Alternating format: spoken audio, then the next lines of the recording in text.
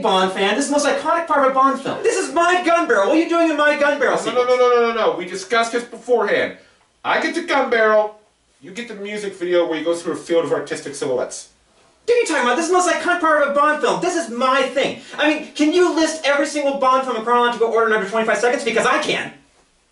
Why do you have that skill? It doesn't matter. This is my gun barrel sequence. You step out. This is my gun barrel. Step back. No, you step back. Hey, don't you put your gun in my face. Don't you put your gun in my face. Put your gun in my face. You put your gun down. You put your gun down. This is my gun barrel.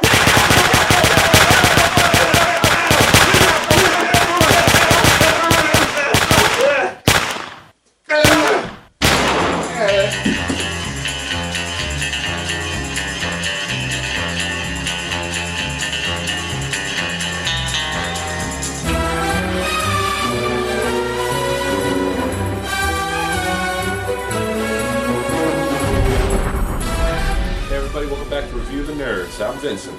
And I am Mike. And today we are reviewing Daniel Craig as James Bond 007 in SPECTRE. I watch them all at least once a year. All 23, now 24 with this new film. I'm a huge Bond fan. I can list all the directors, all the Bond girls, all the villains. Okay. I am pretty hardcore. Yes. So I'm like a Bond master, like a martial art. So with that history, I was obviously highly anticipating the release of SPECTRE, especially because this is the organization that was the main and iconic threat to Bond in his most early adventures. And they've been gone for a long time over legal disputes, but they're finally back. They got the rights back. And we had an extra long wait for this next installment because of the success of Skyfall. The producers really wanted Sam Mendes back, and they had to wait a little bit. But finally, here it is, and the anticipation was so big. I was just so excited to see it. And then the reviews started coming out right before I saw it, and they were kind of mixed. And I was like, uh-oh, what's going on? It's dropped like 30% from like Skyfall's Rotten Tomatoes percentage score. So I started going a little cautious, but I was still hopeful because I just love Bond. I mean, I even love bad Bond films. That's how much I like Bond. So, you know, did it live up to all the hype? I will say yes and no. You know, SPECTRE was a serviceable Bond entry, but it was also unremarkable. And the plot is Mission Impossible Rogue Nation.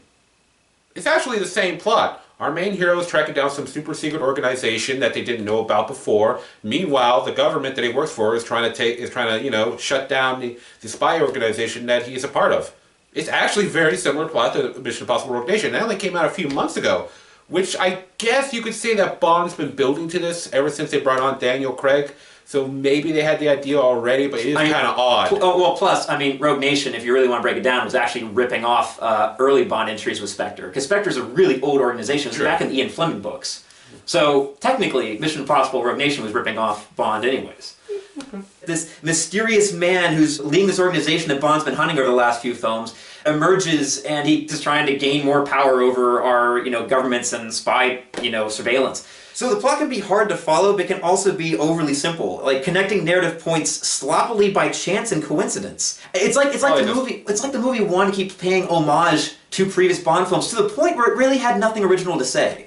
Even in the villain's plan touching upon fears of Big Brother, like themes against surveillance and abuse against privacy, that's been overused since 9/11. Tons of movies have done it. The movie has a very strong opening. Mendes shows some true skills in how he pulls off a long tracking shot that follows Bond with total ease and coolness, and all seemingly without cutting even once. Now, there are plenty of films that try to pull off these complicated long tracking shots, but having that in a Bond film seems to elevate it to being more than just a simple Bond film, than just a simple action film, right? No, I definitely enjoy it. Mexico City, The Day of the Dead. It's great when Bond films can like take and transport the audience somewhere they don't usually go to and show us some kind of cultural thing. Oh yeah, you know, of course it was symbolic for, you know, Day of the Dead. I mean, well, we have characters in this movie that are supposed to be dead, and boom, they're back.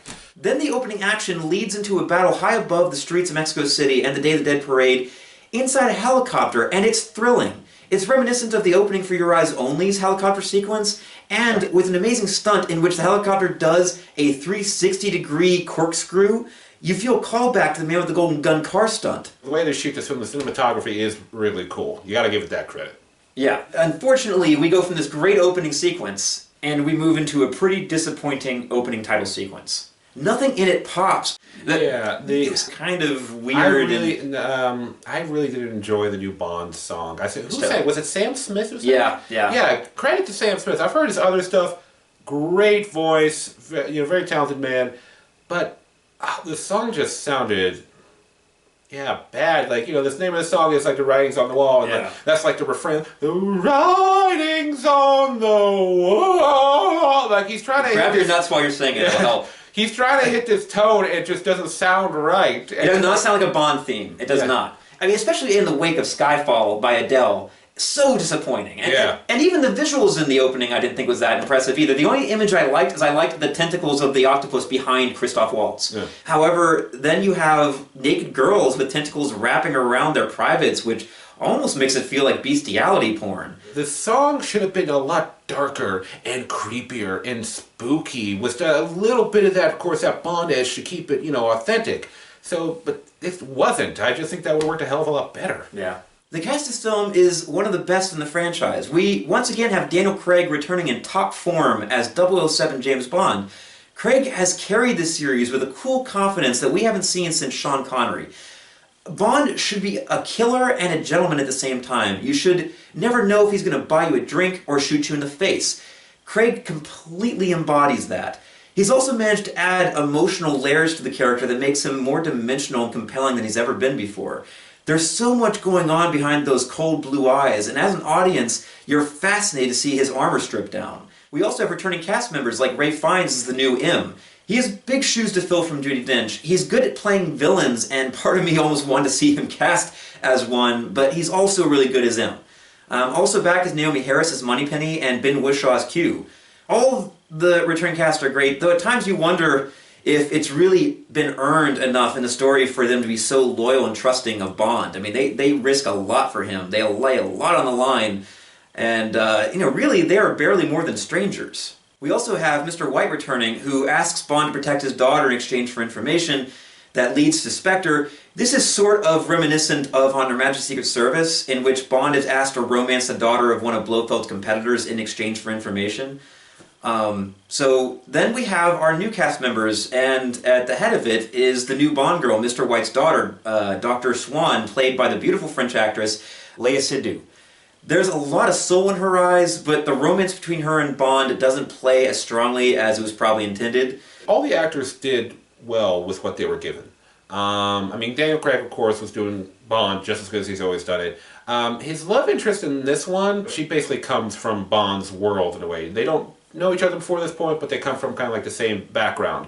And that's where their romance comes in, and it makes sense that the two of them would fall in love and be, all that stuff. However, the way they handle it in the film, I don't really see the point where it, like, clicks in their heads, where it's like, oh, yes, we're in love. The interactions that Bond had with this woman were ripped off from Bond films that were very recent. Like, there's a sequence where she's discussing with him, why does he kill for a living, why doesn't he just quit? That he had that almost exact same conversation with West Berlin in Casino Royale, and there's another sequence where he's helping her how to put a gun together and all this stuff, and it turns out she actually knows how to use it. That was another interaction he had with the Bond girl in Quantum of Solace. It's like their main moments together, where you're supposed to be feeling this romance building, are ripped off from other films. She does a good job acting-wise, but man, they played her up in the publicity like, of course they do this every Bond film, but she and the producers were like, this Bond girl's different. She can take care of herself and all that stuff. When you see the movie, she's a damsel in distress pretty much constantly. I think that she's a good casting choice, and I think that she could have been a good Bond girl. It's pretty much everything with this movie. All the elements are there for a good Bond film, but there's just something missing. You had classic henchmen, returning, like with Mr. Hinks, who's kind of a cross between Jaws and Oddjob. And he's a physical menace and presence in this film. He doesn't have any dialogue except one thing he says. But he is played by Dave Bautista, which a lot of people either know as a pro wrestler or moviegoers will know as Drax from Guardians of the Galaxy. And the thing about Dave Bautista is he's a big menacing dude, so he's really good for the role. But he doesn't get to do that much. He even has these metal fingernails that he uses to kill someone at some point, and they're never brought up again as a threat for Bond. It would be like if Oddjob never used his hat, or if Jaws never used his metal teeth against Bond. It feels a little unfulfilled, and you have a lot of people that are being underutilized. Monica Bellucci, who has the honor of being the oldest Bond girl at 51 years old. She's still beautiful for her age, who is only in 2 scenes of the film. With the way they publicized her and played her up to be this big Bond girl, she really is not in it that much. Yeah, that always pisses me off when they like, oh, here's this big actor, they're gonna do a movie, and oh, he's all out through the trailer. Damn, they must be gonna play a big part. No, she doesn't really. She doesn't. Yeah, She's just kind of like gets them from A to B. However, the biggest crime of being underutilized, though, is the great Christoph Waltz, who plays the film's villain, a mysterious man from Bond's past that apparently is the head of this organization that Bond has been hunting down from this series, first in the form of Quantum, but now in Spectre. The character is originally introduced as Franz Oberhauser, which is a name pulled from the Ian Fleming books, at least Oberhauser. In the books, Hans Oberhauser was like a second father to Bond after his parents died, which is carried on into the film. The deviation is in the film's creation of his son, Franz Oberhauser. And for whatever reason, this movie was going off of like the Star Trek Into Darkness thing, where it's like, he's not Blofeld, he's not, and like, they're like, he's not Khan, he's not Khan. I have no idea for publicity why I think this matters, but spoiler alert, he is Blofeld. And then Blofeld to re-emerge later in Bond's life. The chances of them encountering each other as adults, as rivals, is 1 in 7 billion. Like, what if Bond became a baker? Or a pianist? Or, a bail bondsman? Or, anything else. The chances that he became the secret agent that was assigned to track down this organization that this man from his past is running, the chances are just mind-blowing. But Michael, he was the author of all his pain. But he really wasn't! It was such a lazy, sloppy way to write a connection between these two characters. And really, does there even need to be a connection? I mean, I will argue the fact you could have edited out that entire backstory and the movie would have played much better. I think it would have been okay if he said maybe like the villains from the first one worked for Spectre, and even the bad guy from the second one. Well, yeah, he had to. Quantum is part Spectre. Yeah, because that all made sense, but it like...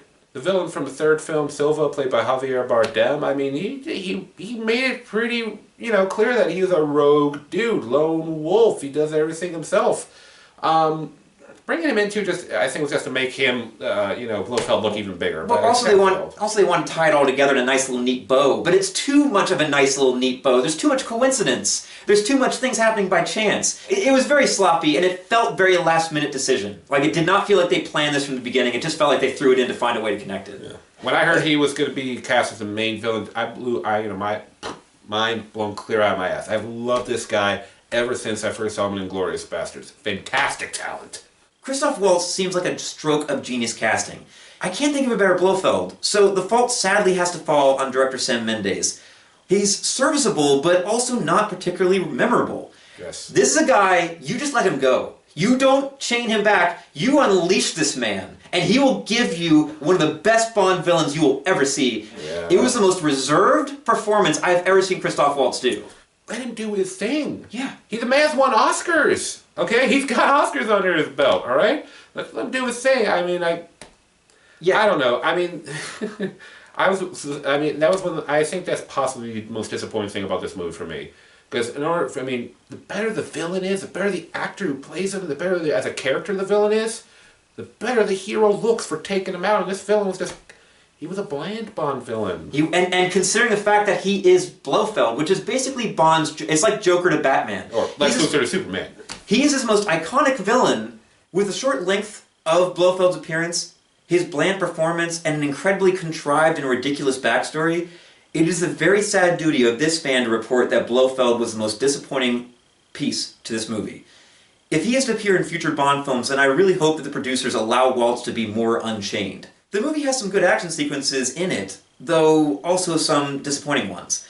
Highlights include a chase sequence in the Alps where Bond is pursuing the film's henchman, Mr. Hanks, who has just captured the lead Bond girl, Dr. Swan. Hanks and his goons are in vehicles racing down the snowy roads while Bond swoops down by plane like an eagle going after dinner. It's over the top, almost to the point of requiring too much suspension of disbelief, but it's exciting nevertheless. There's also the train sequence, which is really, it's a big fistfight, classic Bond fistfight, from Russia with Love, on the train car between Bond and Mr. Hanks. They're throwing each other through cars and walls and just heavy pounding. Oh yeah, they're just destroying the place. It's a really enjoyable action sequence too, just like Mike's saying. And it is awesome. The only issue here is that the train doesn't come to a stop, despite destruction through at least 3 train cars, including gunfire. Unfortunately, this movie also has some disappointments in its action. There is a gadget car sequence in which most of the gadgets don't even work. If you're going to set up a gadget car in your movie, then fans demand that you deliver. Then there's an escape sequence through Blofeld's evil crater lair, The whole thing is apparently and conveniently operated by gas, and all it takes is one well-placed bullet to make it all go up in smoke. It's a little too convenient, and there's a lot of convenient elements to this movie. If you were an evil Bond villain, would you make a headquarters made out of flammable gas? No, I also wouldn't put in an exhaust port 2 meters wide that led directly to my reactor, but It's like this movie wants it both ways. Like, it wants to be realistic and gritty, but at the same time there's elements in this that are just completely unbelievable. I mean, we've already discussed all the coincidences and everything, but then there's things, it's like they don't want you to ask questions. Like, they want you to suspend disbelief as though this is like a Roger Moore type camp movie sometimes. Then there's the very underwhelming finale. Like its disappointing musical theme, the movie builds without ever reaching a satisfying crescendo. Most Bond films have the now iconic scenario where the villain creates an overly complicated way to kill Bond rather than just simply shooting him. This, of course, allows Bond a chance to escape, and then traditionally, this leads into an exciting action sequence. This movie, the whole ending is just simply getting out of this over-the-top death trap. There never really is a finale. The crisis is resolved far too easily with the build-up the movie has given it, and the last impressions you're left with are very anticlimactic. The movie is obviously setting itself up for a sequel, but it needed to do a better job of resolving this story. Disappointing. Disappointing. It doesn't really add up like you would like it to. And the only cool thing about the ending with Blofeld to me is just that he has the iconic scar on his face now. That's it. I mean, he gets the iconic scar, but their interactions, never do you really get a sense of history with these two. It's like they try to say they knew each other from childhood, but the way they interact with each other, you'd think they just met. I never really got a sense of that history. This is not a bad Bond film, but it's not a great Bond film either. It's enjoyable. It's not, it's not horrible, but for something that was like, the way they end this one is supposed to be like the final conclusion of everything that's been building up in the past several films, it doesn't deliver. Another thing about this movie is that the editing. While this is a very technically well-made movie, it's really long. And it feels long. It drags in places. The pacing, there's something about the pacing that's off. And I know they're trying to give it room to breathe, and that's sometimes a good thing, but then it's sometimes not. In a movie with so much urgency, for Bond trying to complete his mission, it really slows down the pace. The shame thing, though, is that you want to compare this to Skyfall. I mean, that was the intent of the producers, that was the intent of everybody. They wanted to repeat Skyfall's success. And unfortunately, it really doesn't live up to Skyfall. Skyfall is a far superior film in almost every way. Yeah. And part of that is that they let Javier Bardem go unleashed. I'm not saying that Christoph Waltz should have duplicated what Javier Bardem did, but, maybe give us a little bit more of Inglourious Bastards. Just a little bit. Yeah, he was just far too subdued with the character. He seemed like he could sleepwalk through the performance. Yeah. Yeah. He was just so calm. He was like far too calm and tranquil. Like, I get it, like he thinks he's so incredible and unbeatable and smarter and better that he's just always at ease because he never really feels like he's in danger. He doesn't even sound like he's really enjoying it. He's just like, he's just like, yes, James, I'm going to enter your mind. Click, click, click, click, click, click, yeah. He does it with this machine. Yeah. It's just like, well, if you're enjoying torturing Bond, show us you're enjoying it. Show us the sadistic side of you. You don't have to like come out like, oh yeah, James, oh you're fucking dead now. But show us a little look, a little twinkle in the good old Christoph Waltz eyes, just like, yes, you're fucking dead. Another thing though to say about this movie, and something that you can say about the writers and directors and producers, there clearly is still a passion and love for this franchise. I mean, the whole point of this movie was to try to harken it back to the old formula, and they do that. And there's a lot of homages in this film. You have, like, for instance, there's a slight homage to Our Majesty's Service where there's a clinic that our lead Bond girl is in that Bond has to rescue her from. It's kind of an homage to the clinic of Majesty's Service. And then you have a crater that kind of is reminiscent of a volcanic lair in some senses, like You Only Live Twice. You have the White Cat. Which, by the way, I have to admit, I geeked out a little when I saw the White Cat. Oh, me too, yeah. I was like, it's a White Cat! Yeah. They did it! Yeah, and then it's gone. And then it's there for 10 seconds and then it's Well, gone. I understand, though, because Austin Powers, it's actually really hard to pull it off now and not have people laugh at it. As a matter of fact, there was a few people that did laugh in the theater when he pet it on top of Bond. But it was great they threw it in at all, though. I was pretty excited the White Cat was there. They have the classic conference room scene with the SPECTRE organization where they have a long table at the head of the table and the darkness is Blofeld over watching everything. That harkens back to so many of the old Bond films. If you've noticed a general pattern or theme to this review, it's that the movie has very mixed results, both good and bad. it manages to be both contrived and yet at the same time convoluted, which is not always an easy thing to have both combined together. Even in its best moments, there are some very sloppy and poorly thought out elements.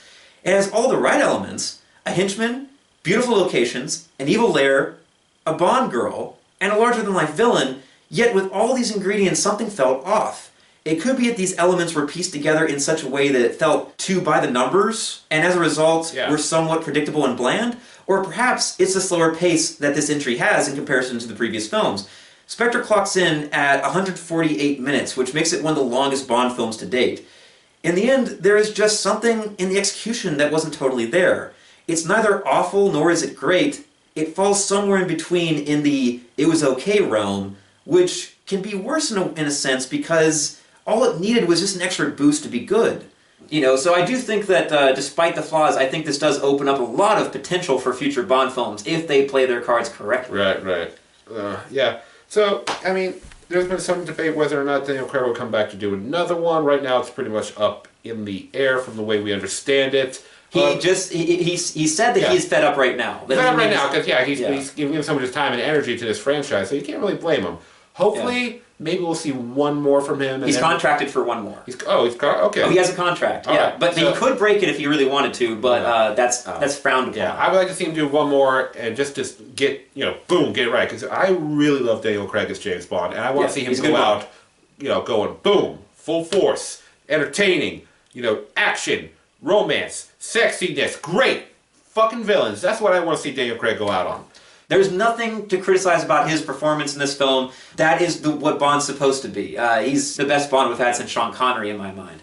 So I would really like to see him go out with a bang. So hopefully we'll get that next time. Yeah. Let's rock it out, because I'm a big Bond fan, big Craig fan. Let's have a good finale to this. I mean, this one was okay, but let's finish stronger. Yeah, go Bond. I'm a cheerleader for Bond. Bond, A, B, O, N, D, let's go. Not bad. Anyway, everybody, thank you for tuning in to Reviewing the Nerds. Sorry we were gone for so long. Me and Mike had some stuff we had to take care of. We're back now, and stay tuned because we've got a lot more content on the way. And let us know what you think of this one. Comments down below. We'll read them. Get back to you when we can. Click like and subscribe to our channel. Also, like us on Facebook and follow us on Twitter at nerds_review. But until next time, I'm Vincent. And I am Bond. James Bond. And this has been Review the Nerds.